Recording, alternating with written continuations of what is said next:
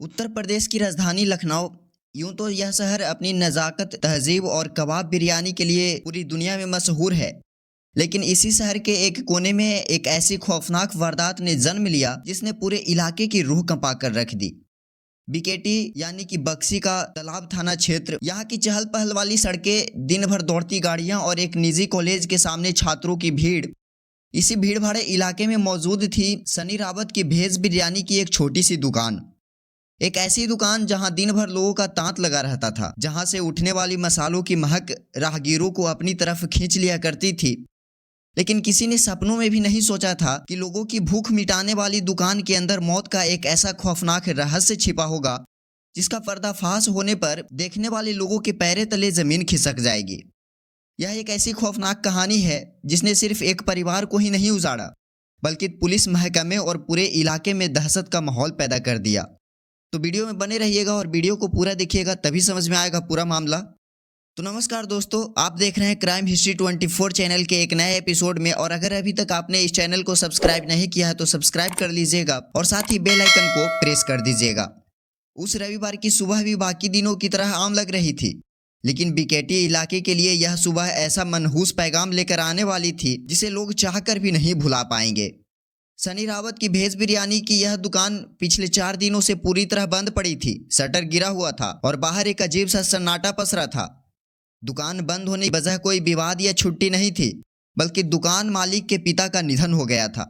परिवार में मातम छाया हुआ था, जिसकी वजह से पिछले 4 दिनों से इस दुकान का ताला तक नहीं खोला गया था।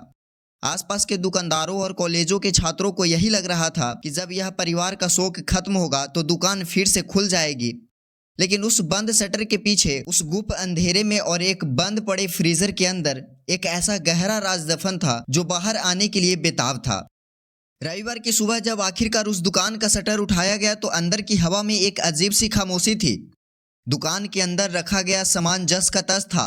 कोने में एक बड़ा सा डीप फ्रीजर रखा हुआ था। यह वही फ्रीजर था जिसमें आम दिनों में बिरयानी का कच्चा सामान, सब्जियां या पानी की बोतलें ठंडी की जाती थी।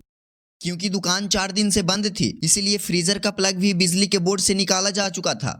फ्रीजर डिस्कनेक्टेड था, यानी वह अंदर से पूरा गर्म और घुटन भरा हो चुका था।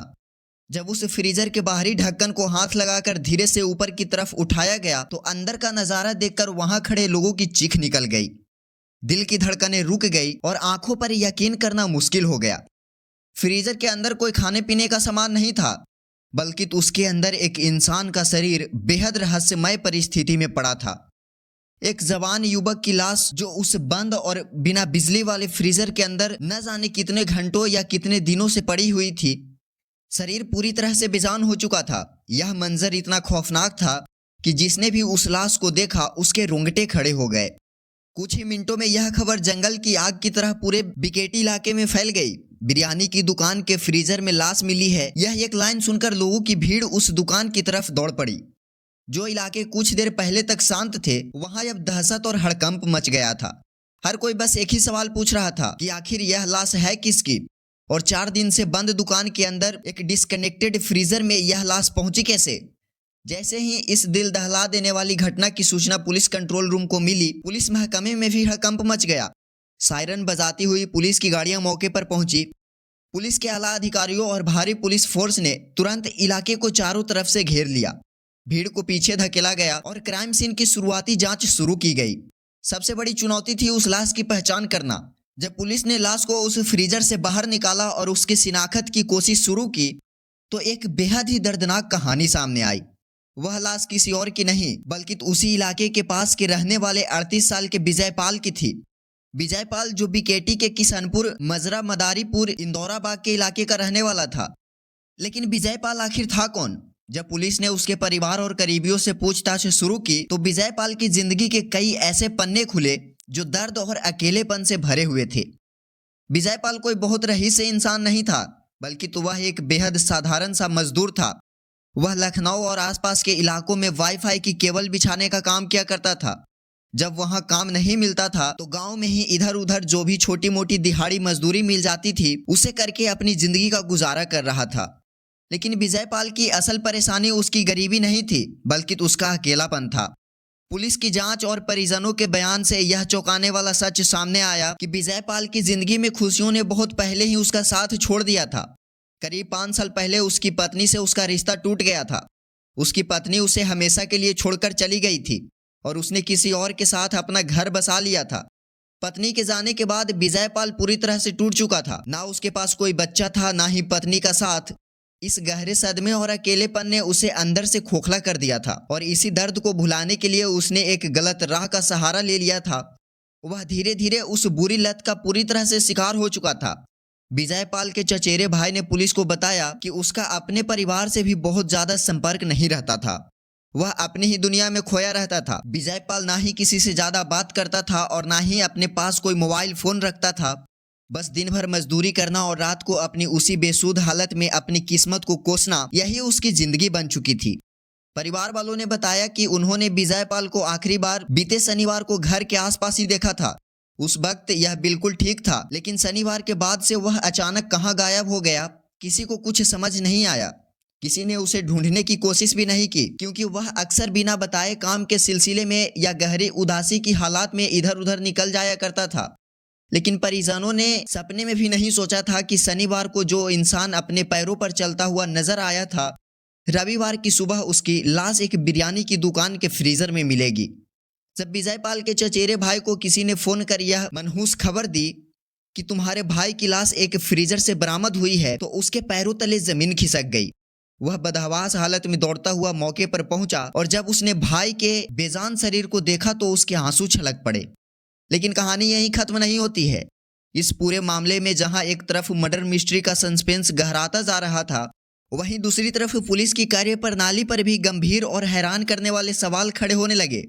अमूमन जब भी कोई ऐसा संगीन क्राइम होता है तो पुलिस सबसे पहले उस पूरी जगह को येलो टेप से सील कर देती है, ताकि कोई भी बाहरी इंसान सबूत से छेड़छाड़ ना कर सके। लेकिन यहाँ बीकेटी पुलिस से एक ऐसी खौफनाक लापरवाही हुई जिसने सबको हैरत में डाल दिया। प्रत्यक्षदर्शियों और वहां मौजूद लोगों के मुताबिक पुलिस ने लाश को कब्जे में लेकर पोस्टमार्टम के लिए तो भेज दिया, लेकिन जिस फ्रीजर के अंदर वह लाश मिली थी उसे वैसे ही खुला और लावारिस हालात में मौके पर ही छोड़ दिया गया। यह कोई छोटी मोटी बात नहीं थी। वह फ्रीजर इस पूरी वारदात का सबसे बड़ा और सबसे अहम सबूत था। उस फ्रीजर पर कातिल के फिंगरप्रिंट्स हो सकते थे, खून के निशान हो सकते थे, या कोई ऐसा सुराग हो सकता था जो सीधे कातिल की गर्दन तक पुलिस को पहुंचा सकता था। लेकिन हैरानी की बात यह थी कि पुलिस के जाने के बाद वहां आने जाने वाले आम लोग और तमाशबीन उस फ्रीजर को बेखौफ होकर छू रहे थे। आसपास रखे सामान को लोग हाथ लगा रहे थे। किसी ने उस फ्रीजर के ढक्कन को पकड़कर देखा तो किसी ने अंदर झांकने की कोशिश की। अगर उस फ्रीजर पर कातिल के कोई निशान मौजूद भी रहे होंगे तो इस भीड़भाड़ और लापरवाही के चलते वह पूरी तरह से मिट चुके थे। क्राइम सीन को सुरक्षित ना रखना पुलिस की एक ऐसी भूल थी जिस पर अब हर कोई उंगली उठा रहा है। क्या यह सिर्फ एक लापरवाही थी या फिर जानबूझकर की गई कोई अनदेखी? यह सवाल अभी हवाओं में तैर रहा है। जब इस पूरे बवाल और लापरवाही पर पुलिस अधिकारियों से जवाब मांगा गया तो मौके पर मौजूद अधिकारियों ने अपना पक्ष सामने रखा। पुलिस का कहना था कि यह एक टेम्पररी दुकान थी जिसका बाहर से कोई पक्का दरवाजा नहीं था। दुकान 4 दिन से बंद थी क्योंकि मालिक के घर में कुछ हो गई थी। पुलिस ने स्पष्ट किया कि जो फ्रीजर था वह बिजली से डिस्कनेक्ट था और उसमें 38 वर्षीय राजपाल का शव मिला है। सबसे ज्यादा चौंकाने वाली बात जो पुलिस की शुरुआती जांच में सामने आई वो यह थी कि विजयपाल के शरीर पर बाहर से चोट का कोई भी निशान मौजूद नहीं था। ना तो उस पर किसी घातक हथियार से वार किया गया था और ना ही उसके शरीर पर किसी संघर्ष या हाथापाई का कोई निशान थे। तो फिर आखिर उसकी मौत कैसे हुई? यह वह सवाल है जो इस पूरे केस को एक गहरी और उलझी हुई मिस्ट्री बना देता है। अगर यह कत्ल है तो कातिल ने उसे मारा कैसे? क्या उसे जहर दिया गया था? क्या उसे बेहोश करके उस बंद फ्रीजर में डाल दिया गया जहां दम घुटने से उसकी खौफनाक मौत हो गई? या फिर अपनी उसी बेसुध हालत में विजयपाल खुद उसी खुली दुकान के अंदर गया और किसी वजह से उस फ्रीजर के अंदर जाकर सो गया और ढक्कन बंद होने की वजह से ऑक्सीजन की कमी से उसकी सांसें हमेशा के लिए थम गई? लेकिन सोचने वाली बात यह है कि एक इंसान खुद एक बंद फ्रीजर के अंदर जाकर क्यों लेटेगा? और अगर वह लेट भी गया तो फ्रीजर की ढक्कन ऊपर से बंद कैसे हो गया? क्या किसी ने उसे बेसुध सी हालात में वहां देखकर पुरानी दुश्मनी निकालने के लिए बाहर से ढक्कन बंद कर दिया था? यह वह अनसुलझे सवाल हैं जिनके जवाब फिलहाल किसी के पास नहीं है। पुलिस का कहना है कि उन्होंने शव को कब्जे में लेकर पोस्टमार्टम के लिए भेज दिया है। असली सच क्या है, मौत का कारण क्या था, यह सिर्फ और सिर्फ पोस्टमार्टम की रिपोर्ट आने के बाद ही साफ हो पाएगा। इसके अलावा पुलिस उस बिरयानी की दुकान के आसपास और सड़क पर लगे सभी सीसीटीवी कैमरों की फुटेज को खंगाल रही है। उम्मीद की जा रही है कि शायद किसी कैमरे की नज़र ने उस रात के अंधेरे में कुछ ऐसा कैद कर लिया हो जो इस अंधे कत्ल की गुत्थी को सुलझा सके। पुलिस सभी एंगल से जांच कर रही है और मुकदमा लिखकर आगे की सख्त कार्रवाई का भरोसा दिला रही है। लेकिन फिलहाल बीकेटी का यह इलाका दहशत के साये में है। एक बंद दुकान, एक बिना बिजली का फ्रीजर और उसमें दबी एक मजदूर की लाश। यह कहानी सिर्फ एक हादसा नहीं लगती है, इसके पीछे साजिश की एक बहुत गहरी बदबू आ रही है। क्या सीसीटीवी कैमरे उस कातिल का चेहरा बेनकाब कर पाएंगे? क्या पुलिस अपनी उस शुरुआती लापरवाही की भरपाई कर पाएगी? यह तो आने वाला वक्त ही बताएगा।